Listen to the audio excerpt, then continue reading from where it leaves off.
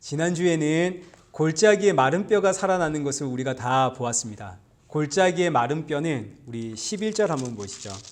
37장 11절에 기록되어 있는 것처럼 이스라엘 백성들 곧 하나님의 자녀들을 상징합니다.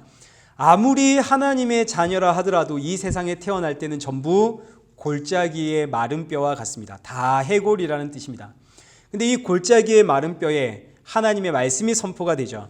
하나님의 말씀이 선포가 되니까 이 골짜기의 마른 뼈가 사람의 형상을 가지게 됩니다. 보니까 사람의 형상처럼은 보이지만 그러나 사실 이들은 여전히 해골입니다. 그 안에 생명이 없습니다. 오늘날 매 주일마다 수많은 사람들이 하나님의 말씀을 듣기 위해서 교회로 모입니다. 선포되는 하나님의 말씀을 듣기를 사모하고 또 그 말씀대로 살려고 노력하니까 그들의 모습이 마치 사람처럼은 보이지만 그러나 사실 여전히 다 해골입니다. 해골이 진짜 사람이 되어지는 방법은 오직 하나뿐이죠. 하나님께서 하나님의 영을 넣어주시는 방법뿐입니다. 그래서 14절 말씀을 보시면 내가 또 내 영을 너희 속에 두어 하나님께서 하나님의 영을 내 안에 넣어주심.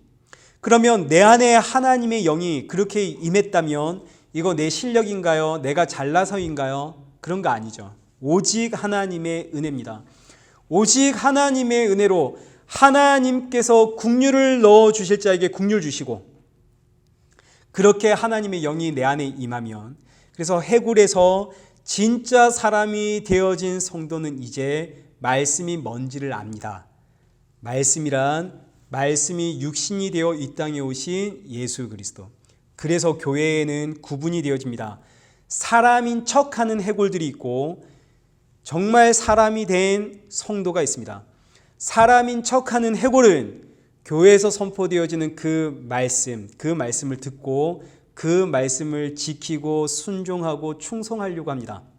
반대로 정말 생명이 임한 성도는 선포되어지는 말씀에서 예수님을 찾습니다. 엄청난 차이입니다. 생명이 임한 성도는 내가 죄인이라는 사실을 압니다. 주의 영이 임하기 전에는 순종하고 충성하고 헌신하고 복종하고 사랑하며 살았습니다. 그렇기 때문에 사람처럼 보입니다. 그러나 주의 영이 임하자 아무리 순종해도 나는 죄인이고 아무리 사랑을 베풀어도 나는 여전히 죄인이라는 사실을 압니다. 내가 아무리 순종하고 충성하고 복종하고 헌신했다 하더라도 그것들이 나에게 죄사함 주는 것도 아니고 나를 구원하는 것도 아닙니다.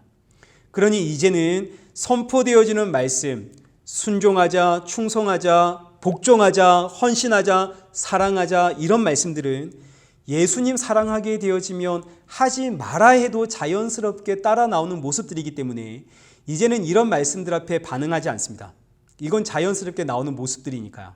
이 말씀에 반응하는 것이 아니라 그 선포되어지는 말씀을 통해서 순종과 충성과 헌신과 복종과 사랑 이 모든 것들을 다 이루신 예수 그리스도를 만나고 돌아가는 자들이 성도입니다. 완전히 다른 이야기죠. 그러니 교회 안에 죽은 자와 산 자의 차이가 분명하게 드러납니다. 죽은 자는 율법, 삶 이거 이야기를 하고 산 자는 나를 살리신 예수 그리스도 이야기하게 됩니다. 이게 마른 뼈가 살아난 이야기입니다. 그래서 구원 생명이라고 하는 것은 골고다라는 언덕, 골고다 언덕에 십자가가 세워지는 골고다가 해골입니다. 해골이라고 하는 언덕, 해골 위에 십자가가 세워지는 여러분 해골 이 머리 위에 십자가가 세워지면 십자가가 이 해골 이 머리 위에 박히면 내 머리에 박힌 십자가 생각하게 되는 것 이거 너무너무 자연스럽고 당연하죠. 내 머리에 십자가 박혔으니까. 십자가의 예수님이 나의 머리가 되셨습니다. 그럼 예수님이 나의 머리가 되시면 이 머리가 이제 무슨 생각하겠습니까? 예수님 생각하게 되겠죠. 이게 재창조, 새로운 피조물이 된 성도의 모습입니다. 오직 새로운 피조물이 된 성도만 예수님 생각합니다. 이제 이거 우리가 알면 이제 오늘 우리가 읽은 이 에스겔 37장 하반절의 말씀은 너무너무 쉽습니다. 이제 15절부터 한번 보시죠. 15절부터 28절까지 그냥 쭉 읽기만 해도 여러분의 눈에 예수님 보일 겁니다. 누차 말씀드리지만 성경 말씀을 통해서 예수님이 보인다는 것은 기적이 일어난 일입니다. 15절 보시죠. 여호와의 말씀이 또 내게 임하여 이르시되 인자야 너는 막대기 하나를 가져다가 그 위에 유다와 그 짝 이스라엘 자손이라 쓰고 또 다른 막대기 하나를 가지고 그 위에 에브라임 막대기 곧 요셉과 그 짝 이스라엘 온 족속이라 쓰고. 자, 지금 이 말씀은 이스라엘의 분열의 역사를 이야기하는 겁니다. 솔로몬 이후로 이스라엘이 남과 북으로 나뉘었습니다. 북이스라엘은 에브라임 지파를 중심으로 10지파가 모였고 남이스라엘은 유다를 중심으로 베냐민 지파만 남았습니다. 그래서 북이스라엘은 10지파가 모이고 남이스라엘은 2지파만 모였는데 이 두 나라를 말할 때에 북에브라임과 남유다라고 표현을 합니다. 이제 그게 오늘 16절의 이야기입니다. 둘로 나뉜 나라. 막대기 2개를 가지고 와서 하나는 유다와 이스라엘이라 쓰고 다른 하나에는 에브라임과 이스라엘이라고 써라. 17절. 그 막대기를 서로 합하여 하나가 되게 해라. 네 손에서 둘이 하나가 되리라. 벌써 이게 무슨 말씀인지 우리 감이 오시죠. 둘이 하나가 되어지는 이야기. 북이스라엘과 남유다의 막힌 담이 허물어지는 이야기. 18절. 내 민족이 내게 말하여 이르기를 이것이 무슨 뜻인지 우리에게 말하지 아니하겠느냐 하거든 너는 곧 이르기를 주 여호와께서 이같이 말씀하시기를 내가 에브라임 손에 있는 바 요셉과 그 짝 이스라엘 지파들의 막대기를 가져다가 유다의 막대기와 붙여서 한 막대기가 되게 한즉 내 손에서 하나가 되리라 하셨다 하고. 자, 그러니까 지금 하나님께서 에브라임과 유다라고 쓰인 이 막대기를 손에 쥐고 있다가 에스겔에게 손에 딱 쥐고 있다가 이스라엘 백성들이 보는 눈앞에서 하나로 합치라는 이야기입니다. 두 막대기를 한 손으로 쥐어라. 이때 이스라엘 백성들이 그게 무슨 뜻입니까? 하고 물으면 하나님께서 에브라임과 유다를 이렇게 한 나라로 만드실 것이다. 이 말씀을 보니까 이게 지금 누구의 이야기입니까? 누가 하실 일인가요? 막힌 담을 허무시고 둘을 하나로 만드시는 예수님의 이야기 아닙니까? 계속 한번 보시죠. 22절. 그 땅 이스라엘 모든 산에서 그들의 한 나라를 이루고 한 임금이 모두 다스리게 하리니. 24절. 내 종 다윗이 그들의 왕이 되고. 25절 밑에 제일 밑에 하반절. 내 종 다윗이 영원히 그들의 왕이 되리라. 이거 보니까 이게 전부 누구의 이야기입니까? 예수님의 이야기. 틀림없죠. 틀림없는 예수님의 이야기입니다. 근데 지금 이 말씀이 바벨론 포로로 잡혀간 이스라엘 백성들에게는 너무너무 충격적인 이야기입니다. 일어나면 안 되는 이야기입니다. 왜냐하면 지금 바벨론의 포로로 잡혀간 이스라엘 백성들은 남유다입니다. 북이스라엘은 이미 100여 년 전에 아수르에 의해서 망해서 역사에서 사라졌습니다. 이미 북이스라엘은. 아수르가 북이스라엘을 멸망시킬 때에 포로로 잡은 북이스라엘 이 민족들을 아수르화 시키기 위해서 혼혈 정책을 썼습니다. 포로로 잡아온 이 이스라엘 백성들에게도 혼혈 정책을 썼고 북이스라엘에 남아있던 자들도 다 모아가지고 많이 도망가고 많이 죽었기 때문에 많은 민족이 안 남았습니다. 다 모아가지고 사마리아라는 지역에다가 다 모아놓고 그 땅에다가 혼혈 정책을 썼습니다. 그러니 북이스라엘 민족들은 원치 않았지만 어쩔 수 없이 이미 100여 년 전에 다 혼혈인이 되고 말았습니다. 그리고 이렇게 부정한 피가 섞여버린 이스라엘, 북이스라엘의 백성들을 남유다는 도무지 같은 민족이라고 받아줄 수가 없었습니다. 너희는 피가 섞인 부정한 민족들이야. 그래서 이때부터 사마리아와 유다는 원수가 되었습니다. 이미 원수된 사이입니다. 유다 사람들은 피가 섞인 이 저 사마리아 지역의 사람들 같은 민족이라 인정해 줄 수가 없어서 그들을 유대인이라 부르지 않고 사마리아인이라 부르고 이 사마리아인들은 주변에 있는 이방인들보다 더 부정한 사람 취급을 했습니다. 그래서 성경에서는 개처럼 취급을 했다 표현하고 있죠. 개 같은 민족들 이렇게 표현을 했습니다. 그들과 말도 섞지를 않았고 같은 땅에 살고 있어도 그 지역으로는 지나가지도 않았습니다. 그러니 지금 이 북이스라엘은 더 이상 이스라엘이 아니라 이방인을 상징합니다. 이제는 이 바벨론 포로 이 시대에 이방인을 상징하는데, 그런데 그 이방인들, 개같이 취급했던 이방인들과 거룩한 우리 유대인들, 비록 지금 우리가 바벨론 포로로 잡혀왔지만 우리는 하나님의 백성이고 하나님의 말씀을 붙잡고 있고 하나님으로부터 율법을 직접 받은 거룩한 민족이라는 자부심을 우리가 가지고 있는데, 이런 우리와 저 이방인들을 하나로 만들겠다, 이건 복이 아니라 욕입니다. 이거보다 더한 수치는 없습니다. 바벨론의 포로로 잡혀온 것보다 이게 더 큰 수치입니다. 우리를 이방인처럼 만든다는, 혼합시킨다는. 여기서 끝나는 것이 아니라 방금 보았듯이 이렇게 합쳐진 나라의 왕이 24절에 기록되어 있는 다윗의 자손입니다. 다윗의 자손이 이렇게 북이스라엘과 남유다가 하나가 된 나라의 왕이 되리라. 그 왕이 영원한 왕이 될 것이다. 이 말씀이 너무너무 충격적인 말씀이기 때문에 이 말씀을 이 남유다의 백성들, 바벨론 포로로 잡혀간 백성들이 그대로 받아들이지를 못하고 이제 이걸 한번 바꿉니다.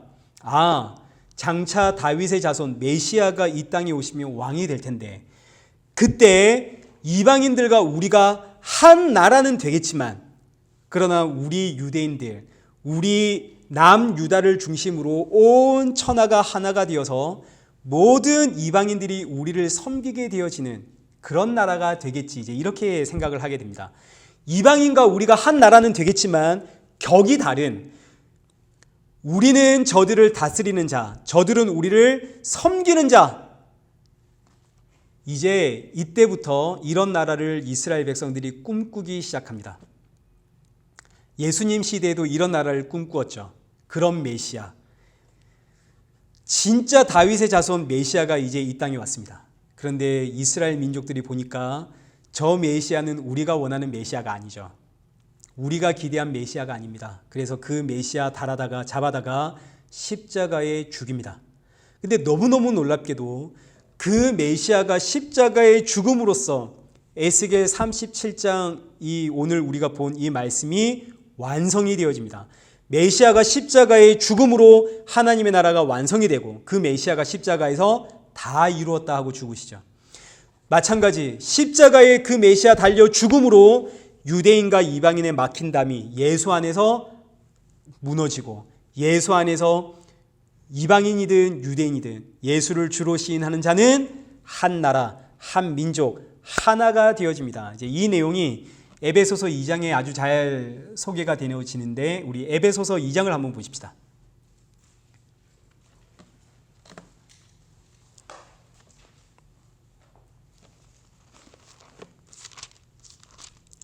에베소서 2장 11절부터 이제 한번 눈으로 쭉 따라오시죠. 제가 한 절 한 절 읽으면서 설명을 드리겠습니다. 에베소서 2장 11절입니다. 그러므로 생각하라. 너희는 그때 육체로는 이방인이요 손으로 육체에 행한 할례를 받은 무리라 칭하는 자들로부터 할례를 받지 않은 무리라 칭함은 받은 자들이니라. 그러니까 지금 유대인과 이방인의 이야기입니다. 절대로 하나가 될 수 없는 유대인과 이방인들. 12절. 그때 너희는 그리스도 밖에 있었고 이스라엘 나라 밖의 사람이라. 약속의 언약들에 대하여는 외인이요 세상에 소망이 없고 하나님도 없는 자들이더니, 이제 우리의 이야기죠. 우리가 이방인입니다. 하나님의 언약은 우리와 전혀 상관이 없고 하나님도 우리와 전혀 상관이 없었습니다. 그런데 13절. 이제는 전에 멀리 있던 너희가 그리스도 예수 안에서 그리스도의 피로 가까워졌느니라. 하나가 되었다는 이야기입니다. 예수 그리스도의 십자가의 사건, 그 피 흘림으로 인해서 이방인인 우리가 그리스도 예수 안에 들어가고, 예수의 십자가의 그 피 흘림으로 유대인들도 그리스도 안으로 들어갑니다. 예수 그리스도의 피 흘림으로 이방인이든 유대인이든 그리스도 안에서 하나가 된다는 말입니다. 14절. 그는 우리의 화평이신지라 둘로 하나를 만드사 원수된 것 곧 중간에 막힌 담을 자기 육체로 허시고, 예수님의 십자가로 자기의 몸으로 이방인과 유대인의 막힌 담을 허무셨습니다. 그러면 이렇게 하나가 된 이방인과 유대인들, 예수 그리스도의 그 십자가, 자기의 몸으로 그 막힌 담을 허무시고 유대인과 이방인이 하나가 되었다면, 이 유대인과 이방인들은 무슨 이야기 하겠습니까? 막힌 담을 자기 육체로 허무신 그 예수님의 이야기 하지 않겠습니까? 이방인들이 나는 예수님의 그 십자가 때문에 왔습니다. 그러면 유대인들도 나도 예수님의 십자가 때문에 왔습니다. 그럼 이 두 사람 만나면 무슨 이야기 하겠습니까? 이 두 사람들에게는 공통의 관심사가 있나요, 없나요? 이방인들과 유대인들은 공통의 관심사가 아무것도 없습니다. 서로가 서로를 개처럼 취급을 했는데 개처럼 취급하던 두 사람이 만났습니다. 공통의 관심사가 뭔가요? 예수 그리스도. 그럼 이렇게 하나가 된 성도는 누구 이야기 하겠습니까? 예수 그리스도 이야기 하겠죠. 이게 하나가 된 이야기, 한 세 사람이 된 이야기, 한 나라가 된 이야기입니다. 15절 보시죠. 법점으로 된 계명의 율법을 피하셨으니 이는 들로 자기 안에서 한 세 사람을 지어 화평하게 하시고 자기 안에서 한 세 사람을 짓는 이야기. 그러니 이렇게 예수님 안에서 한 세 사람이 되어진 성도는 예수님 이야기를 할 수밖에 없고, 이 사실을 모르고 사람인 척하는 해골들은 법조문, 율법 이거 이야기하게 되어집니다. 그럼 이제 여기서 에베소서 2장은 손가락으로 이렇게 딱 킵해 놓으시고 다시 본문 에스겔 37장으로 돌아가겠습니다.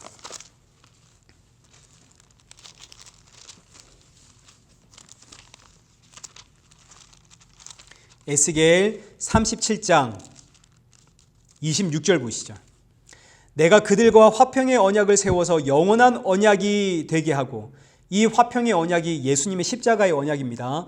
화평이라는 말이 샬롬이고 샬롬의 왕으로 오신 분이 예수 그리스도. 그 예수 그리스도가 십자가로 세운 언약이 화평의 언약이요 영원한 언약입니다. 계속 이어지는 말씀. 또 그들을 견고하고 번성하게 하며 내 성소를 그 가운데에 세워서 영원히 이르게 하리니. 27절. 내 초소가 그들 가운데 있을 것이며. 28절. 내 성소가 영원토록 그들 가운데 있으리라. 자, 정리를 하겠습니다. 하나님께서 이방인과 유대인들을 하나로, 한 나라로 만들기 위해서 한 왕을 보내십니다. 그러면 이 왕은 영원한 언약, 화평의 언약을 세워서 하나님의 성소, 하나님의 처소를 만든다 하십니다. 그렇게 하나님의 처소가 만들어지면 하나님이 영원히 하나님의 백성들과 함께 살게 되어집니다. 그럼 이제 이 하나님의 처소는 뭘 의미할까요? 하나님의 처소, 하나님의 성소. 이건 하나님의 성전 이야기를 하겠죠. 그래서 유대인들은 메시아가 오면 하나님의 성전을 짓는구나, 그렇게 생각을 했습니다. 이 말씀을 가지고. 예수님 당시에 헤롯 대왕이 그래서 성전을 건축을 하죠. 46년 동안 성전을 건축하는데 그 의미 속에는 내가 바로 성경에 기록되어져 있는 그 메시아다 하는 의미가 내포되어져 있습니다. 근데 우리가 너무 잘 알다시피 하나님은 사람의 손으로 지은 전에 계시지 않습니다. 천지를 창조하신 하나님이 어떻게 사람이 만든 건물 속에 들어올 수 있겠습니까? 하나님께서 이 땅은, 이 지구는 내 발등상이라 그랬습니다. 그러니 아무리 크고 웅장하게 건물을 지어도 이 땅에 지어진 건물에는 하나님의 손가락 하나도 들어갈 수가 없습니다. 그럼 이 하나님의 처소 대체 누가 어떻게 지어낼 수 있는가? 우리 아까 손가락으로 킵해 놓았던 에베소서 2장 20절. 에베소서 2장 20절 보십시오.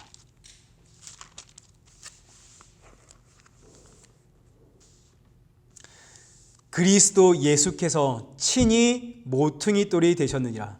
그의 안에 건물마다 서로 연결하여 주 안에서 성전이 되어가고 너희도 성령 안에서 하나님이 거하실 처소가 되기 위하여 그리스도 예수 안에서 함께 지어져 가느니라. 하나님의 성소, 하나님의 처소는 누가 만들어내시나요? 예수님이 만들어내십니다. 예수님이 어떻게 만들어내십니까? 21절에 기록된 것처럼 예수 안에서 건물마다 서로 연결되어 주 안에 성전이 되어가고, 예수님이 친히 모퉁이 돌이 되어서 반석 위에 건물을 올려 세우듯이 너와 나를 예수님 위에 세워서 하나님의 처소로 만들어내겠다. 그러니 예수의 영이 임하여 서로 연결되어 성전으로 지어져가는 성도는 무슨 이야기 하겠습니까? 나를 성전으로 만들어내시는 나를 붙여주신 그 예수님 이야기하지 않겠습니까? 이게 포도나무의 이야기도 똑같은 이야기입니다. 예수님 포도나무, 우리는 그의 가지. 그럼 가지가 포도나무에 붙어서 열매를 맺습니다. 그럼 열매를 맺는 가지는 무슨 이야기 하겠습니까? 야, 내가 이렇게 열매를 많이 맺혔습니다. 이 열매 자랑하겠습니까? 아니면 나를 포도나무에 붙여주신, 그래서 그 진액을 흘려 넣어주신 이 포도나무 이야기 하겠습니까? 그래서 새로운 피조물, 새 생명을 얻은 성도는 무슨 열매 이야기 하는가 아닙니다. 오직 예수뿐이네. 제가 이 말씀을 계속 반복해서 여러분들께 지금 드리는 이유는 오늘 저와 여러분의 입술에서 어떤 말이 나오고 있는지를 지금 한번 점검하고 확인해 보라는 이야기입니다. 사람을 정죄하는 말, 너 예수 믿는데 그렇게 믿어서 되겠니? 너 성경은 읽고 있니? 너 큐티는 하고 있니? 너 기도 생활 그렇게 해서 되겠니? 이런 말들은 사실 참 듣기에는 좋은 말처럼 들릴지 몰라도, 훈계하고 가르치는 말처럼 들릴지 몰라도 사실은 엄밀히 따져보면 잘난 척입니다. 나는 너처럼은 신앙생활은 안 해, 이런 이야기 아닙니까? 이게 바리새인과 세리의 기도, 바리새인이 기도할 때 하나님, 나는 저 세리와 같지 않음을 감사합니다 하는 것과 다를 바가 하나도 없습니다. 정말 예수 안에서 성전으로 지어져 가고 있다면 정죄하거나 지적할 수 없죠. 나도 원래 이방인이었고 나 원래 죄인이었습니다. 그런데 예수님, 내가 죄인이었을 때에 이런 나를 사랑하시고 값없이 용서해 주셨는데 그 용서를 받았는데 어떻게 지적하고 하겠습니까? 그러니 오늘 내 입술에 어떤 말이 나오고 있는지를 빨리 점검해 보십시오. 우리의 본성은 지적하는 거 좋아하고 비난하는 거 좋아합니다. 나는 너와 다르고 내가 너보다 좀 더 많이 알고 있다는 것에서 쾌락을 느끼는 것이 사람의 죄된 본성입니다. 이건 우리의 악한 본성이기 때문에 이런 생각이 끊임없이 터져 나오는 것은 이건 어쩔 수가 없습니다. 이건 어쩔 수가 없는 일입니다. 그러나 주의 영이 임하면 로마서 3장 19절에 기록되어 있는 것처럼 주의 영이 우리의 입을 막아버립니다. 왜요? 온 세상이 하나님의 심판 아래에 있음을 주의 영이 알게 하시거든요. 온 세상이 하나님의 심판 아래에 있습니다. 너 그렇게 신앙생활을 하면 안 돼, 말할 수가 없죠. 왜요? 나도 그 심판 가운데 있거든요. 이 심판에서 벗어날 수 있는 방법은 오직 하나뿐입니다. 십자가에 죽으신 예수. 그러니 너 그렇게 그런 말 못하죠. 오직 예수뿐입니다. 이 이야기 말고는 할 게 없습니다. 오늘 우리의 입술에선 어떤 말 나오고 있습니까?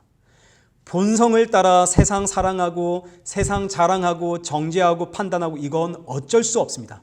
이거 내가 통제할 수 있는 게 아닙니다. 내 안에서 끊임없이 터져 나오는 생각입니다. 그러나 그럼에도 불구하고 돌아서면 내 안에 예수 그리스도가 나오는가? 주님, 정말 저를 보니까 저는 정말 예수님 아니면 답이 없는 인생입니다. 또 자랑하고 왔습니다. 또 잘난 척하고 왔습니다. 어떻게 하면 좋습니까? 이 고백이 있는가? 이 고백이 돌아섰을 때 내 안에 있다면 여러분, 이게 바로 복 중의 복입니다.